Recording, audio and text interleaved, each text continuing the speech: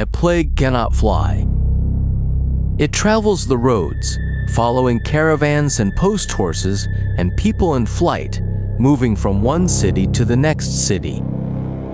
So modern epidemic control lives by one hard rule: get out ahead of the disease, and only then can you beat it. But someone understood that rule 2,000 years ago. In the land of Wu, under the Han, a great plague broke out, and the dead were beyond counting. The strange part is this: the moment people began to fall in the city, someone was already bringing the right medicine, house by house, to the door.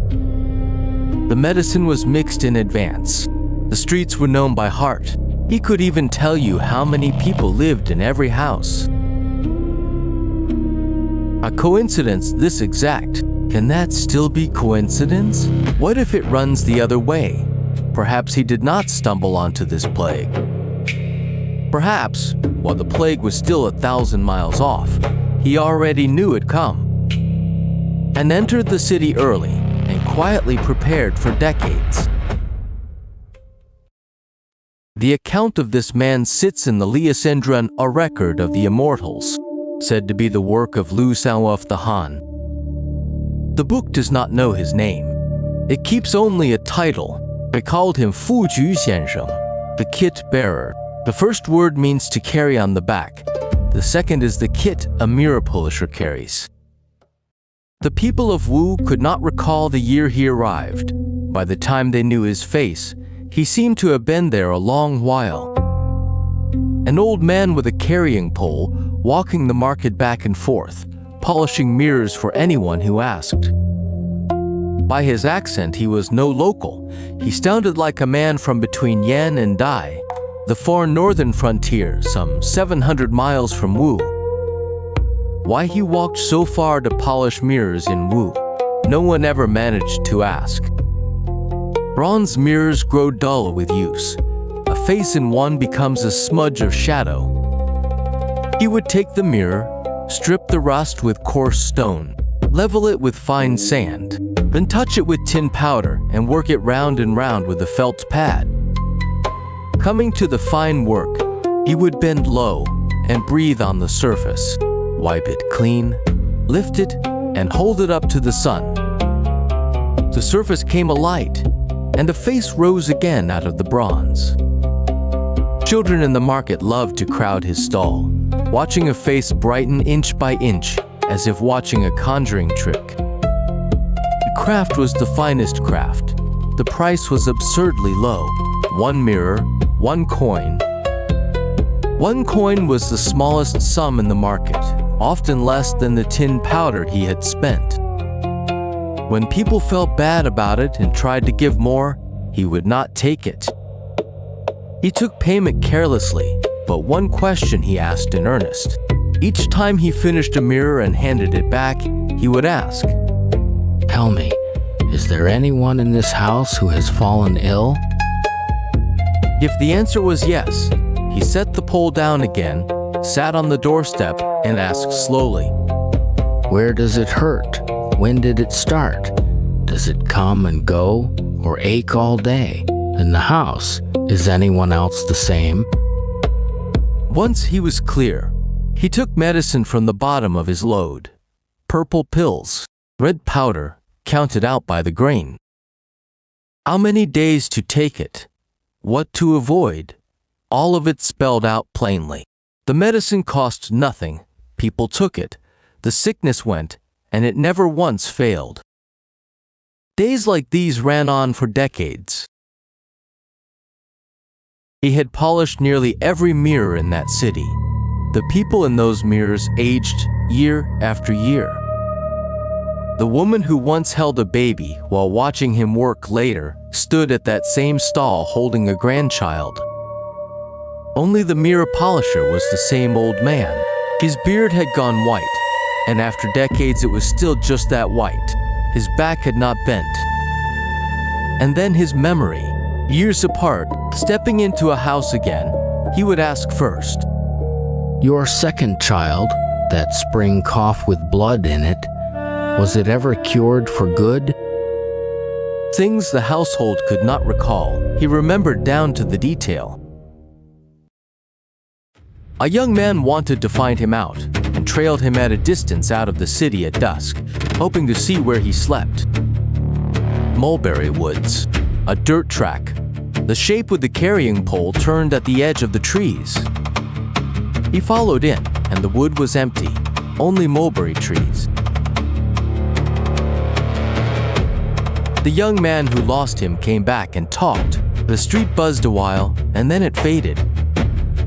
An old man who charged 1 coin. No one cared to think any deeper. One year in early summer, traders from the North Road brought word. Plague had risen between the Zhang and the Huai, and whole villages were dying. At first, the people of Wu took it for something far away. Some days later, people in the city began to burn with fever. It started in a few lanes inside the North Gate. In 3 to 5 days, the fever took away the power of speech. Then, it passed from one lane to another lane, and in broad daylight, many houses kept their gates shut fast. Every household burned mugwort. Blue smoke squeezed out through door cracks, and the whole street tasted bitter. The corpse carts, rolling over the flagstones at night, made a sound that did not stop, and every house could hear it. The apothecaries changed one prescription after another. Nothing held it back. As soon as people began to fall, he left his carrying pole under the eaves of a friend, went out empty-handed, and knocked from door to door. In those days, no one knew where he slept. They knew only that before dawn, the first sound in the lanes was the knock of his hand. He stopped polishing mirrors and spoke less. Where a door stood open, he set the medicine inside, said a word or two, and went on. Where a door was barred, he pushed a small packet through the crack with a charcoal mark drawn on it. The route he walked made no sense to anyone. The North Gate burned worst, and he went first to the southern lanes, where no one had fallen yet. Someone ran after him, shouting, "The north side is waiting on medicine to survive." His feet did not slow. He answered with one line. Once this side falls too, it will be too late. Someone knelt and pressed money on him. He turned aside and set the money back on the doorstep of that house. In that one plague, the people who came through alive by his hand numbered in the tens of thousands. As autumn came, the plague was not over, and he stopped entering the city. Not because he would not come, the city blocked him. Once word spread, people no longer waited for a knock. They swarmed him for medicine. Caught in the crowd, he could not finish 10 houses in a day. After that, he was seen in the market no more.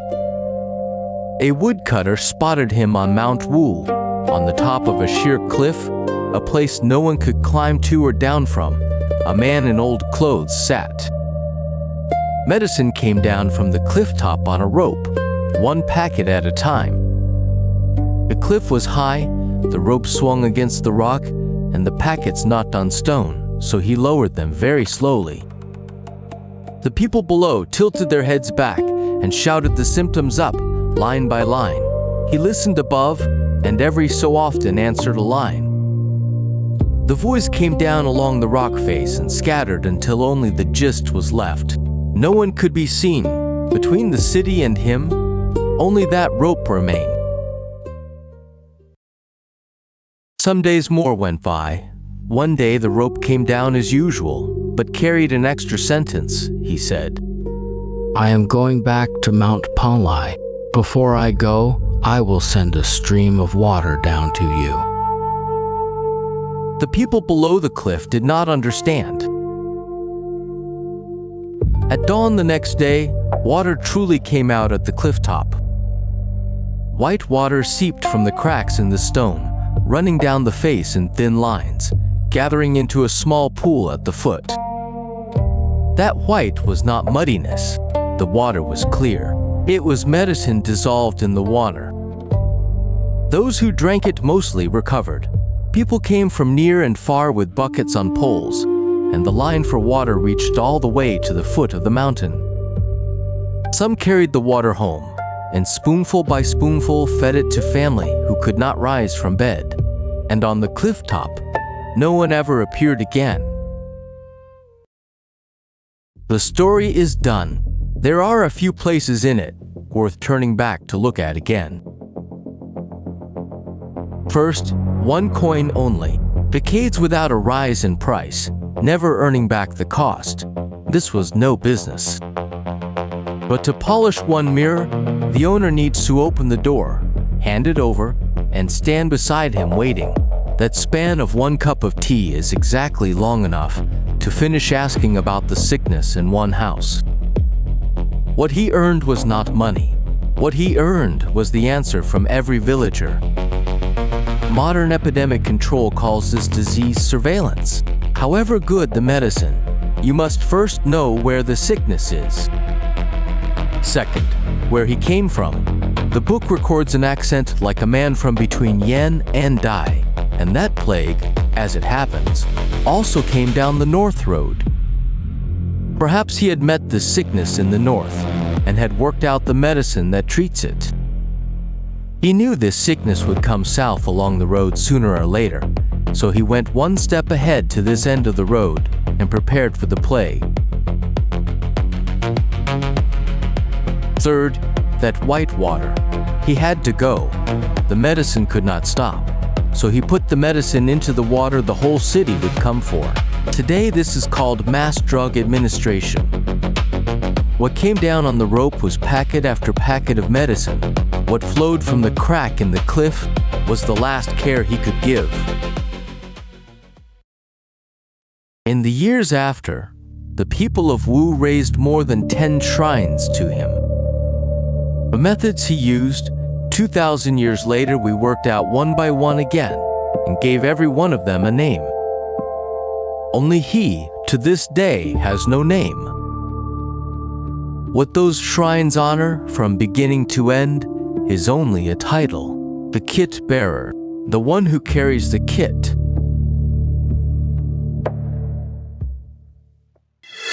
Subscribe to Toyang D Codes for more untold legends.